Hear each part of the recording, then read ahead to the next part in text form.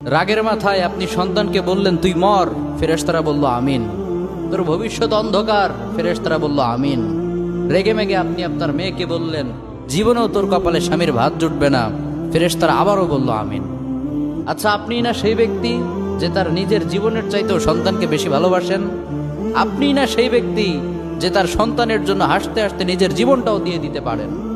আপনি না সেই ব্যক্তি যে আল্লাহর কাছে নিজের চাইতেও সন্তানের জন্য বেশি দোয়া করে? তাহলে কি করে নিজের হাতে নিজের সন্তানের এত বড় ক্ষতি করতে পারলেন? Doesn't make any sense. Common sense বলতে কিচ্ছু নাই আপনাদের? আপনারা কি জানেন না আপনাদের রাগের মাথায় বদদোয়া করাগুলো ফেরেশতারা আমিন বলে? দাওয়াতুল ওয়ালিদ আলা ওয়ালাদি, বাবা মা তার সন্তানের জন্য যেই দোয়া করে সেটা ভালো হোক কিংবা বদদোয়া হোক, আল্লাহ সেটাই কবুল করে নেয়। এজন্য খবরদার, নেভার কার্স ইউর চিলড্রেন।